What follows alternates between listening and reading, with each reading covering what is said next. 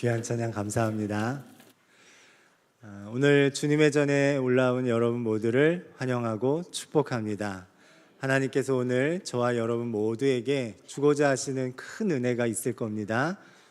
그냥 거저가지 마시고 여러분 그 은혜 다 받아 누리기를 주님의 이름으로 축원합니다. 좌우에 있는 분들과 함께 인사할까요? 잘 나오셨습니다. 하나님이 당신을 사랑하십니다. 하나님이 당신을 사랑하십니다. 제가 전에 성경 통독 수양회 지리산에 있는 수양관에 사는 건데 거기 참석한 적이 있었어요. 월요일부터 금요일까지 아침부터 저녁까지 그냥 성경을 읽는 겁니다. 창세기부터. 그래서 일주일 수양회를 마치고 내려오면 창세기부터 요한계시록까지 다 읽고 내려와요. 그래서 선배 목사님들하고 같이 가게 됐는데 다녀온 목사님이 한 가지 알려주더라고요. 거기는 다 좋은데 밥이 식사가 성경대로 나와 이러더라고요. 그게 뭐예요? 그랬더니 나물하고 된장찌개만 나온대요. 된장국만 나온대요. 그리고 그 레위기 11장에 있는 부정한 음식이라고 나오는 것들 있잖아요. 돼지고기, 등푸른 생선, 오징어, 어패류 그런 거 하나도 안 나온다고. 어쩌다가 소고기 묵국 나오는데 안 나올 때도 있다고. 그러니까 반찬을 싸가라 그러더라고요. 그래서 김, 고추장, 뭐 깻잎 바리바리 쌌어요. 또 마룻바닥에서 읽는다 그래가지고 좌식 의자까지 잘 챙겨서 갔습니다. 막 가다가 보니까 아이쿠 성경통독 수양회 가는데 성경을 안 가져갔더라고요. 그래서 다시 천안쯤 가다가 생각이 나서요. 그 천안 기독교 백화점 들려서 성경을 새로 사서 가지고 갔던 기억이 있어요. 우리가 뭔가를 이렇게 할 때 그 목적이 있잖아요. 근데 목적을 놓치고 그 일을 막 열심히 할 때가 간혹 있어요. 이를테면 강아지를 산책시킨다고 강아지는 추우니까 집에 두고 나오는 뭐 이런 거, 아니면 세차를 하러 나왔는데 날이 너무 좋아서 세차장까지 차는 두고 걸어갔다는 뭐 이런 거. 목적이 있는데 목적하고 다른 뭔가의 행동을 하는 거죠. 우리들 중에 그런 행동이 한 가지가 있습니다. 그게 뭐냐면 구원의 목적을 놓치고 살아가는 거예요. 여러분, 구원의 목적이 뭘까요?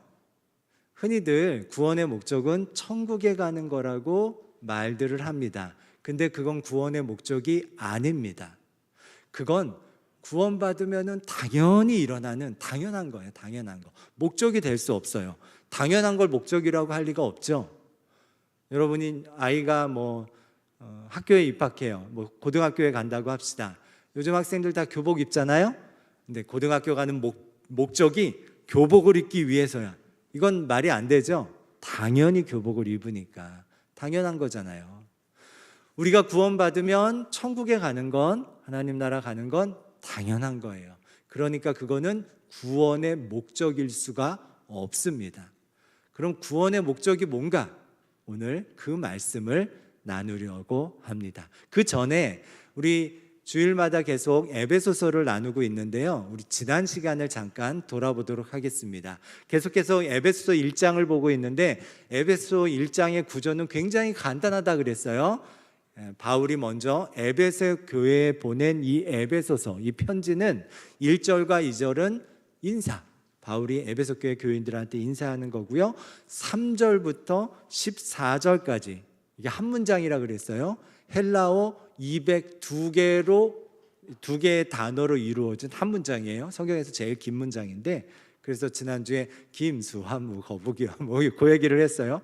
아주 긴 문장으로 하나님을 찬송하고 있는. 그래서 첫 번째 1절, 2절은 바울의 인사, 그리고 3절부터 14절까지는 바울의 찬양, 그리고 15절부터 끝절까지는 바울의 기도. 인사, 찬송, 기도. 세 개라고 이 구조가 굉장히 간단하다고 말씀을 드렸고요.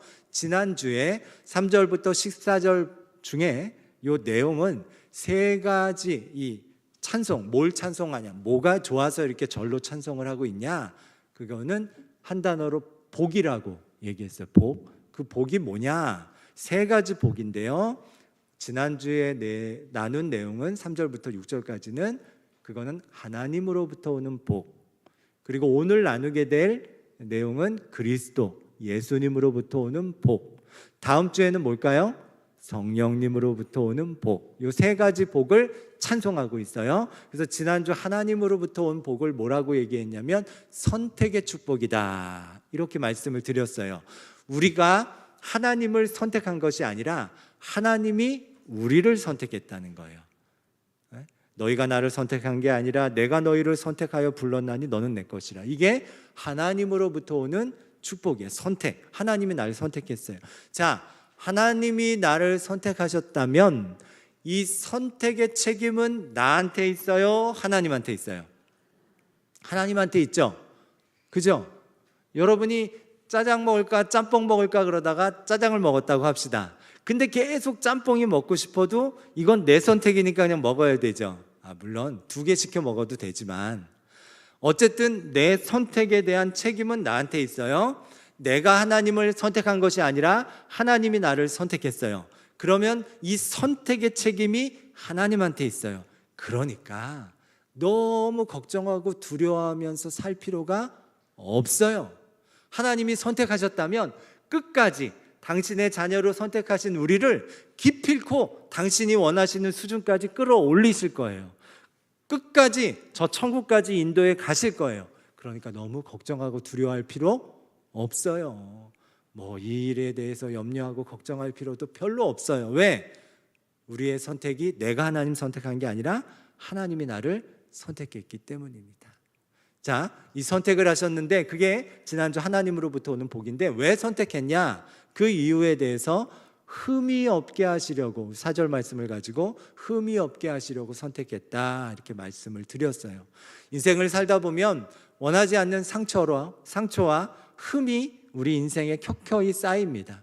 그 상처와 흠이 깊게 패여서 사람들을 꺼려하는 정도까지 되기도 해요. 살다 보면 점점 인간관계의 폭이 좁아져요. 내 마음에 맞는 몇 사람하고만 지내려고 하고 두루두루 친해지기가 어렵습니다. 상처가 많아서 그래요. 그런데 하나님께서 그 상처와 흠을 어떻게 하신다고요? 메꿔주신다는 거예요. 그 상처와 흠을 메꿔주시기 위해 우리를 선택했다. 그게 하나님으로부터 오는 축복이다. 지난주의 내용이에요. 생각이 날 것도 같고 안 날 것도 같지만 나죠 이제. 오늘은 그리스도 예수로부터 오는 복입니다. 이것도 간단합니다. 따라서 합시다. 속량의 축복. 속량의 축복이에요. 7절 말씀입니다. 같이 읽어보겠습니다. 우리는 그리스도 안에서 그의 은혜의 풍성함을 따라 그의 피로 말미암아 속량 곧 죄사함을 받았느니라. 예수님으로부터 온 복은 속량의 축복이에요. 속량이라는 말은 값을 치르고 산다라는 뜻이에요. 값을 치러서 산다, 값을 주고 산다라는 뜻인데 이 에베소서를 바울이 쓴 편지잖아요. 에베소 교회에 보냈을 때 에베소 교인들이 이 편지를 받았을 때 속량이라는 단어가 보자마자 이 당시의 로마 사회이기 때문에 로마 사회에 있는 노예 제도가 생각났을 거예요. 노예 제도. 근데 우리가 노예라고 생각을 하면, 노예라는 말을 들으면 우리 머릿속에는 이 로마 시대의 노예보다 19세기 미국에 있었던 흑인 노예 제도가 먼저 생각이 납니다. 흑인 노예. 우리 왜 그 뿌리라는 옛날 드라마에서 보던 쿤타킨테 혹시 기억이 나시나? 그 흑인 노예. 근데 흑인 노예 제도, 미국 19세기에 있었던 흑인 노예 제도와 오늘 성경에서 말하는 노예 제도는 좀 달라요. 미국에 있었던 흑인 노예 제도를 다친 노예 제도라고 불러요. 다쳤다는 의미가 뭐냐면 이 피부색, 검은 피부색으로 인해서 노예가 된 거잖아요. 아프리카에서 잡혀서, 그죠? 식민지화되고 이제 그 피부색 때문에 이제 노예가 된 거잖아요. 그리고 나서 노예 해방이 되기 전까지, 남북 전쟁이 그것 때문에 일어나고 막 이러는데 미국에서 그때까지 한꺼번에 이 노예 해방이 될 때까지 이 흑인 노예들은 노예로부터 해방될 수 있는 방법이 없어요. 그래서 닫힌 노예 제도예요. 반면에 오늘 로마의 노예 제도는요, 열린 노예 제도예요. 그래서 자기가 자기의 몸값을 돈으로 치르면, 주인에게 치르면, 그러면 자기 노예에서 해방 노예로, 자유인으로 자기 신분이 빠져나올 수 있습니다. 아니 목사님, 노예가 자기 돈을 벌 수가 있습니까? 19세기 미국에 있는 흑인 노예 제도에서는 불가능하지만 로마 시대에는 가능했어요. 로마 시대에는 페큘리움이라고 하는 노예들도 인정하는 준사유 재산을 주인의 허락 안에서 자기가 벌 수가 있었습니다. 심지어 그때 당시에 노예 제도라는 게 신분 체제가 로마 시대, 지금 네로 황제 시대인데요. 신분이 상층과 하층으로 나눠져 있어요. 상층은 원로원, 뭐 지방 귀족, 황제의 가족, 뭐 이런 친족, 뭐 여기가 상층이고요. 하층은 노예, 해방 노예, 자유인 이렇게가 이제 다 하층을 형성하고 있는데 여러 직업군을 가지고 있습니다. 흑인 노예들은 그냥 목화 산업에 투입돼서 노동력만 이렇게 한다면 이때 당시의 노예들은요 여러 가지를 해요. 가정에서 자녀를 가리키는 가정교사 노예도 있고요. 아플 때 병을 고쳐주는 의사 노예도 있었어요. 피부색이 다 흑인으로만 딱 되어 있지 않아요. 그리고 그들이 돈을 벌 수 있어요. 아까 얘기한 것처럼 상업에 종사하는 노예들은 자기 주인이 법정 대리인으로 허락을 해주면 자기 사업을 해서 돈을 벌 수도 있어요. 그래서 일종의 이런 페큘리움을 어느 정도 자기 몸값에 해당되는 것을 모으면 그걸 주인한테 지불하고 자기의 몸값을 치르고 이제 자유인, 해방 노예가 되는 겁니다. 근데 뭐 이것도 따지고 보면 그 몸값을 주인이 책정하기 때문에 주인이 풀어줄 마음이 있어야 해방 노예, 자유인이 될 수 있겠죠. 몸값 주인이 책정하니까. 여러분 몸값은 얼마쯤 된다고 생각하십니까? 옛날에 그 600만 불의 사나이라고 소머주 친구가 있었어요. 600만 불을 이렇게 환율로 어제자로 계산해 보니까 84억이 조금 안 되더라고요. 꽤 많죠. 여러분 몸값이 한 84억 정도 될까요? 여러분 몸값. 자, 이 노예들이 빠져나오는 이 노예 상태에서 빠져나오는 몸값이 각각 있는데 우리들은 어떤 노예의 상태로 이 땅에 태어나게 되냐면 죄의 노예 상태로 태어나게 돼요. 태어날 때부터 우리는 의인으로 태어난 게 아니라 죄인인 채로 태어납니다. 죄인인 채로 태어나서 우리는 죄가 우리를 흔들면 흔들릴 수밖에 없는 죄에 종속된 상태로 살아가요. 그래서 죄가 우리 안에 와가지고 누구를 미워하는 마음을 넣어주면 우리는 그냥 미워하고 막 상처 주고 막 이럴 수밖에 없는 상태로 태어나요. 우리 아이들 보세요. 아이들 여러분 언제 날 잡아가지고 거짓말을 따로 가르칩니까? 그렇지 않는데도 얘가 어느 정도 시기가 되면 거짓말을 배워요. 가르치지 않아도 죄는 금방 배웁니다. 우리가 죄의 노예인 상태로 태어나서 그래요. 그러면 여기서 빠져나올 몸값을 치러야 되는데 우리의 몸값이 얼마인가? 성경에 나와 있습니다. 로마서 6장 23절에 우리의 몸값이 나와 있어요. 읽어볼까요? 죄의 싹은 사망이에요. 이 죄의 노예에서부터 빠져나오는 이 죄인으로서 죄의 노예인 상태에서 빠져나오는 그 몸값, 그 싹이 얼마냐? 사망, 죽음이라는 거예요. 다시 얘기한다면 우리가 죄인인 채로 태어나서 죄의 노예인 채로 태어나서 살아가는 우리가 이 죄의 노예인 상태에서 빠져나올 수 있는 몸값은 죽음으로밖에 치를 수 없다는 거예요. 속량하는 그 방법이 죽음. 내가 죽기 전까지는 나의 죄에 대해서 내가 무엇을 할 수 있는 게 없어요. 내 몸값이, 죄에 대한 몸값이 얼마니까? 죽음이니까, 사망이니까. 근데 그것을 누가 대신 속량하신 거예요? 예수님께서 십자가에서 우리가 죽여야 할 그 죽음을 예수님께서 십자가에서 대신 죽으신 거예요. 예수님께서 십자가에서 대신 그 죄의 값을 죽음으로써, 본인의 죽음으로써 치르시고 우리를 사신 겁니다. 속량이라는 개념은 바로 이런 개념이에요. 예수님께서 우리를 속량하셨다.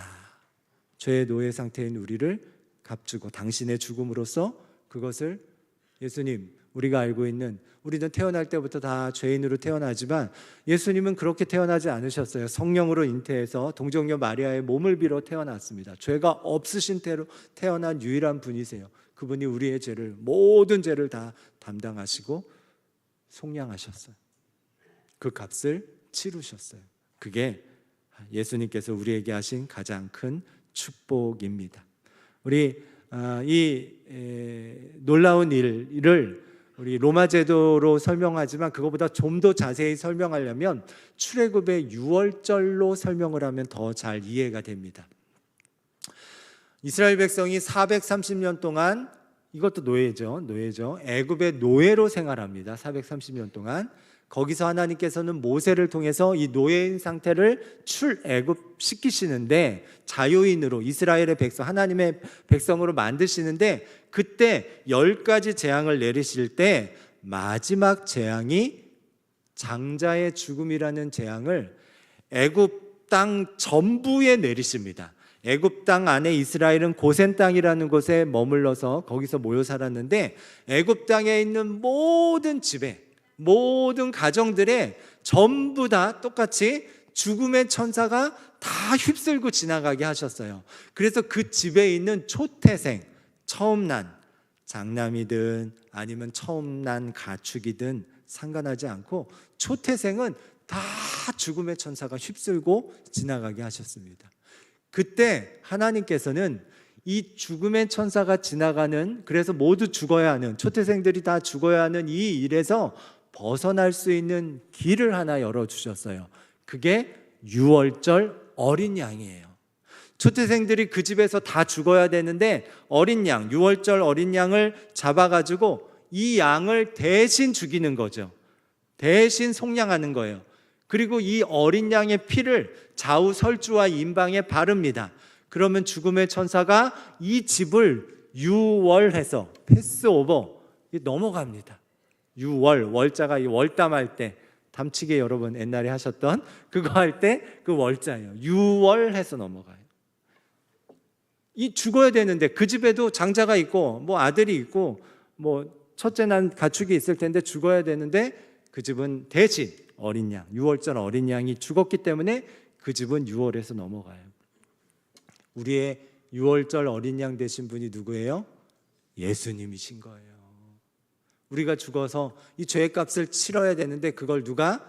예수님께서 대신 치르신 겁니다. 그게 속량이고, 그 속량의 축복이 오늘 예수님으로부터 오는 그 축복인 줄 믿습니다. 그리고 이 축복은 오직 예수 그리스도 안에서만 일어나는 일이에요. 구원에 대해서 우리가 교회에 대해서 세상 사람들이 너무 편협한 진리를 갖고 있는 거 아니냐, 꼭 구원이 예수님 교회 안에만 있냐 이렇게 얘기할지 모르지만, 네, 교회 안에만 있어요. 예수님 외에는 구원에 대한 다른 이름을 우리에게 주신 적이 없습니다. 우리 사도행전 4장 12절 말씀 같이 읽어보겠습니다. 다른 이로서는 구원을 받을 수 없나니 천하 사람 중에 구원을 받을 만한 다른 이름을 우리에게 주신 일이 없음이라 하였더라. 구원에 있어서 다른 이름이 있대요, 없대요? 없대요. 예수님 외에 다른 길이 있대요, 없대요? 없다는 거예요. 카톨릭 신학자인 칼 라너라는 신학자가 있습니다. 존경받는 신학자죠. 근데 그 신학자 칼 라너가 주창한 개념 중에 익명의 그리스도인이라는 개념이 있어요. 여기서부터 나중에는 종교 다원주의까지 확장이 되는데요. 익명의 그리스도인이라는 게 뭐냐면, 하나님께서 모든 사람을 사랑하셔서 예수님을 보내주셨으니까, 하나님이 모든 사람을 구원하시려고 예수님을 보내주셨으니까 굳이 예수님을 꼭 믿지 않아도 선한 양심을 따라 착하게 살아가면 그 사람에게도 구원이 있을 수 있다라는 개념이 익명의 그리스도인이에요. 이건 맞아요? 틀려요? 틀려요. 우리에게는 그리스도 외에는 구원받을 만한 다른 이름을 주신 적이 없어요. 교회 밖에 구원이 있을 수가 없어요. 세상 사람들은 이게 편협한 진리다. 우리도 뭐 좀 세련돼 보이잖아요. 예? 착하게 선한 양심으로 살면 구원이 있다, 이렇게 말하고 싶어요. 그게 훨씬 세련돼 보이고 좀 좋아 보이고. 근데 그렇지가 않아요. 예수 그리스도 외에는 구원받을 만한 다른 이름을 주신 적이 없습니다. 속량의 축복은 오직 예수로만 우리에게 주어지는 축복인 줄 믿습니다. 그리고 이 속량의 축복은요, 우리가 알고 있는 모든 복 중에 최고의 복이에요. 여러분이 소망하고 기대하는 축복이 뭐가 있습니까? 뭐가 있어요? 뭐 건강의 축복, 뭐 물질의 축복, 뭐 자녀의 축복, 뭐가 있을까요? 하여튼 여러분이 생각하는 여러 축복들이 있을 겁니다. 근데 그 축복들은 다 이 땅에서 끝나는 축복들이에요. 근데 속량의 축복은요, 이 땅을 넘어서 저 천국까지 이어지는 축복입니다. 하나님 나라까지 이어지는 축복이에요. 그러니까 이건 최고의 축복이에요. 이게 가장 최고의 축복이에요. 우리가 이게 가장 큰 하나님 예수님으로부터 오는 가장 큰 축복이 속량, 죄의 노예 상태에서 벗어나서 이제는 우리가 더 이상 거기에 예속된 채로 살아가지 않아요. 죄의 유혹이 올 때 이겨낼 수 있는 힘이 우리 안에 이제 회복이 되었어요. 그래서 미워하고 싶어도 사랑해 보려고 애씁니다. 용서해 보려고 애씁니다. 유혹이 와도 흔들리지 않으려고 몸부림쳐요. 그게 내 안에서 예수 그리스도로 말미암은 속량의 은총이, 속량의 축복이 우리에게 주어졌기 때문이에요. 이 복은 이 땅을 살아가는 데 뿐만이 아니라 저 천국까지 이어지는 축복입니다. 가장 최고의 복이에요. 그리고 다른 것들은 덤이에요. 덤이에요. 그래서 덤은 줄 수도 있고 안 줄 수도 있잖아요. 그래서 우리가 원하는 축복이 나한테 있을 수도 있고 없을 수도 있는 거예요. 여러분, 콩나물을 시장에 가서 사면 소고기를 주는 집이 있을까요? 없죠. 근데 거꾸로는 있을 수 있을 것 같아요. 소고기를 사면 덤으로 콩나물을 주는, 왜 삼겹살 사면 파채 주잖아요. 그것처럼 그런 집이 있을 것 같아요. 덤은 줄 수도 있고 안 줄 수도 있는 거예요. 본편이 중요한 거죠. 우리에게 있어서 본편 축복은 속량의 축복이에요. 하나님의 자녀가 되는 이 놀라운 권세를 누리는, 이제는 더 이상 본질상 진노의 자녀가 아니라 이제는 우리 하나님의 가족이 되고 하나님의 자녀가 되고 왕 같은 제사장이 되게 만드는, 나를, 이 죄의 값을 예수님이 목숨으로 다시 치르셔서 사신 이 속량의 축복이 저와 여러분에게 있는 가장 큰 최고의 축복입니다. 다른 축복이 좀 없다고 너무 실망하지 마세요. 그래도 우리는 가장 큰 축복을 받았습니다. 그리고 이 놀라운 축복이 7절에서 뭐라고 얘기하고 있냐면 은혜로 주셨대요. 은혜로. 만약 이 속량의 축복이 내가 구원받는 데 있어서 불교에서 얘기하는 것처럼 공덕을 쌓고 쌓아서 그래야 되는 뭐 이런 게 아니라 은혜로 이 속량의 축복을 받았어요. 그래서 우리의 신앙생활의 기본은 감사밖에 할 게 없는 거예요. 내가 열심히 해서 의인이었을 때 구원받은 게 아니라 내가 이미 죄인이었을 때 하나님께서 나를 선택하셔서 흠이 없게 하시려고 선택하셔서 나를 속량시키셨으니까. 그래서 신앙생활의 기본은 감사할 수밖에 없습니다. 우리 옆 사람한테 한번 인사해 볼까요? 감사합니다. 네. 우리 신앙생활의 기본은 감사할 수밖에 없습니다. 자, 그러면 결론입니다. 그러면 이 속량, 구원의 목적은 뭔가? 우리가 구원의 목적이 천국 가는 건 아니라 그랬죠? 천국 가지 말자는 얘기가 아니라 그건 너무 당연한 거니까 그게 목적일 리 없다는 거예요. 당연한 걸 무슨 목적으로 삼아요. 이 속량의 목적, 구원의 목적은 그것이 무엇인가? 그것은 우리가 천국 가게 하려고 우리를 구원하신 게 아니에요. 그러려면 일찍 구원하실 리가 없죠. 죽기 바로 직전에 구원하셔도 되죠.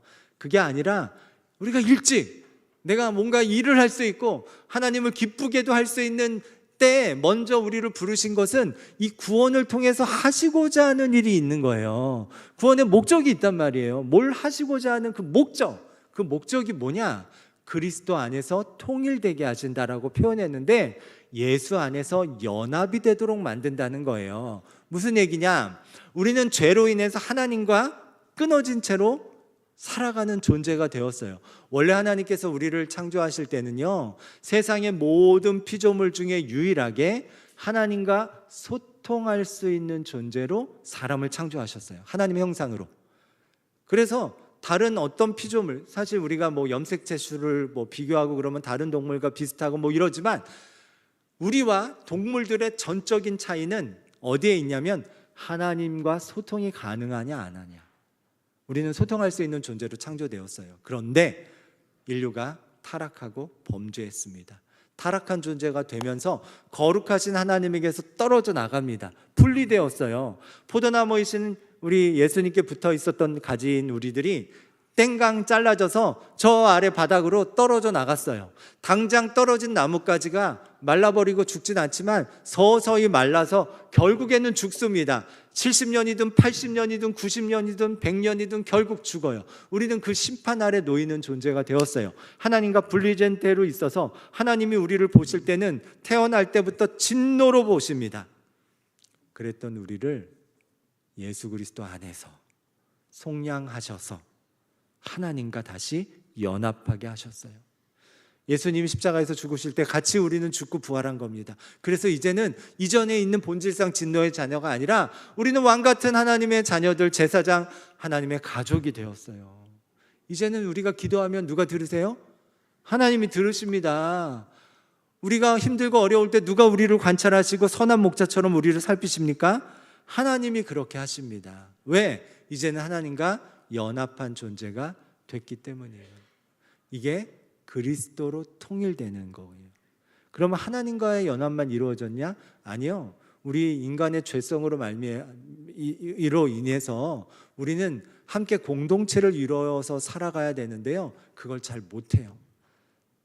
원하지 않지만 내가 말하는 말과 행동을 통해서 누군가의 상처를 주기도 하고요. 또 상처를 크게 받기도 합니다. 상처를 주고받고 하면서 우리는 점점 이게 위축돼요. 그래서 내 마음에 맞는 사람, 편한 사람들만 있으라고 하지 일부러 공동체를, 우리 교회가 나아가려고 하는 진실한 공동체를 형성하려 하지 않습니다. 아프니까, 나빠서가 아니라 아파서 그래요. 상처를 받아본 경험이 있어서 그래요. 근데 그걸 예수님 안에서 다시 연합하게, 사람과 사람 공동체를 하나님은 다시 연합하게 하시려는 거예요. 그게 10절의 말씀입니다. 우리 10절 같이 읽어볼까요? 하늘에 있는 것이나 땅에 있는 것이 다 그리스도 안에서 통일되게 하려 하심이라. 하늘의 하나님과의 관계에도 연합하고 땅의 우리 사람과의 관계도 연합해서 예수 그리스도 안에서 이 연합의 기쁨, 하나됨의 기쁨을 누리게 하시려고 저와 여러분을 구원하신 거예요. 이 땅을 그냥 어렵게 살다가 천국으로 슉 가게 하려고 구원하신 게 아니라 천국은 당연한 거고, 우리 구원의 목적 자체는 하나님과 하나 되고 우리 사람들과 하나 되는 이 기쁨, 이 유익, 이 감사, 이 감격을 살아있는 내내 누리도록 하는 거예요. 복음을 통해서 예수님이 머리 되심을 우리가 인정하고 그 머리 되심을 우리가 경험하는 많은 사람들과 함께 어우러져서 할렐루야 아멘을 외치는 그런 기쁨의 일을 저와 여러분이 경험하게 하시려고, 그래야 내 안에 있는 상처가 메꿔지고 흠이 메꿔지니까 그 일을 위해서 저와 여러분을 구원으로 속량시키신 겁니다. 이게 믿어지면, 이게 제대로 알아지면, 그 에베소서 이 말씀이 제대로 우리가 읽혀지기 시작하면요, 교회가 다르게 보여집니다. 그전에는 교회는 나한테 편해야 교회라고 생각했어요. 편한 교회를 찾는 겁니다. 어떻게 더 편할까? 어떤 예배가 더 편할까? 어떤 신앙생활이 더 편할까? 편한 교를 찾아요. 그런데 오늘 이 말씀, 에베소서의 말씀, 하늘에 있는 것들이나 땅에 있는 것들이 다 그리스도 안에서 통일되게 하는 이 놀라운 신비가 우리에게 깨달아지면 교회가 다르게 보여져요. 아, 교회는 연습하는 곳이구나. 하나님의 사랑을 연습하는 곳이고 우리 이웃의 사랑을 연습하는 곳이구나. 연습하는 곳이니까 아직 완성된, 사랑이 완성되지 않은 사람들이 있어서 여전히 서로 교회의 이지만 찌르고 있고 상처 주고 있는 거구나. 여러분, 노래 연습장에 가는 사람들이 있다고 합시다. 그러면 노래를 잘하는 사람이 가요? 술 먹는 사람이 가나? 그러면 안 되는데. 말고 사격 연습을 하러 간다고 합시다. 그건 사격을 잘하기 위해서 연습하려고 가는 거잖아요. 교회는 사랑 연습실이에요. 사랑을 연습하는 겁니다. 근데 여전히 우리는 완성된 사랑의 사람이 아니에요. 그래서 의도치 않게 내 말 한마디로 누군가를 상처 줄 수도 있고요, 내 행동과 내 선택이 누군가를 아프게 할 수 있어요. 그렇다고 이 공동체에서 멀어지는 것은 말이 안 되는 거예요. 그게 구원의 목적이 아니니까. 또 편한 사람, 편한 관계만 추구하는 것도 맞는 게 아니에요. 그래서는 정말 예수님의 마음을 이해할 수 없어요. 예수님의 이 용서하는 마음을 내가 경험하고 인내하는 이것을 연습해 볼 곳이 없잖아요. 우리 교회 바깥에 있는 무슨 취미 모임이 있는 데가 있다고 합시다. 마음에 안 들면은 거기 그냥 안 나가면 되잖아요. 교회는 그렇지가 못하잖아요. 마음에 안 들어도 예배라도 참석은 해야 되잖아요. 근데 그거 가지고 천국 가는 것 가지고는 우리 구원의 목적이 완성되지 않습니다. 하늘에 있는 것들이나 땅에 있는 것들이 다 그리스도 안에서 통일되게 하시려고 예수님을 통해서 우리는 속량되었어요. 이제 하나님의 자녀가 되었어요. 왕 같은 제사장, 권세 있는 자가 되었습니다. 악한 자가 우리를 만지지도 못하는 우리의 신분이 와사삭 바뀌어버렸어요. 이걸 누리면서 여전히 나도 완성되지 못한 인격체를 가지고 있어서 누구를 또 상처 줄 수도 있고 또 상처를 받을 수도 있지만, 그럼에도 불구하고 이 교회 공동체 안에서 내가 할 수 있는 최선의 공동체 모임의 행동들을 해 나가는 겁니다. 내가 정한 일정 범위 안에 누가 들어오더라도 뒤로 물러가지 않고 버티면서 힘들지만 견디면서 사랑해 보려고 애써 보는 겁니다. 그게 진실한 공동체고 그게 예수님께서 저와 여러분을 속량하신 목적입니다. 편한 것을 추구하는 걸 잠시 내려놓고 하나님이 기뻐하시는 걸음을 잘 걸어가는 저와 여러분 되시길 주님의 이름으로 축원합니다. 그럴 때 우리가 가진 모든 한숨을 소망의 노래로 바꾸실 줄 믿습니다. 모두 일어나셔서 우리 함께 찬송하실 때 우리 후렴부터 함께 찬송하면 좋겠어요.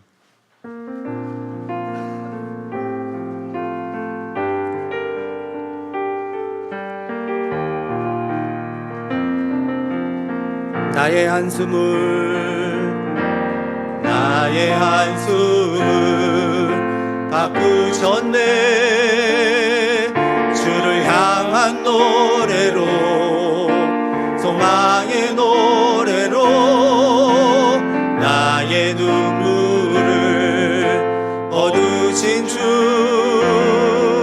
예수 이름 안에 살게 하소서. 나의 한숨을 바꾸셨네. 주를 향한 노래로, 소망의 노래로 나의 눈물을 거두신 주, 예수 이름 안에 살게. 고달픈 삶의 은혜도 묻어지고, 고달픈 삶의 은혜도 묻어지고, 곧 사라질 것에 내 맘 두네. 곧 사라질 것에 내 맘 두네. 헛되고 헛된 것들을 바라보며 그 은혜를 놓치며 살았네. 주어진 삶을 묵묵히 살아가며 날 붙드신 주 예수를 보내. 사망 가운데 놓여진 나의 삶을 날 건지신 그 이름 예수, 나의 한숨을 바꾸셨습니다. 나의 한숨을 바꾸셨네. 주를 향한 노래로, 소망의 노래로 나의 눈물을 거두신 주, 예수 이름 안에 살게. 나의 한숨을 바꾸셨습니다. 나의 한숨을 바꾸셨네. 주를 향한 노래로, 소망의 노래로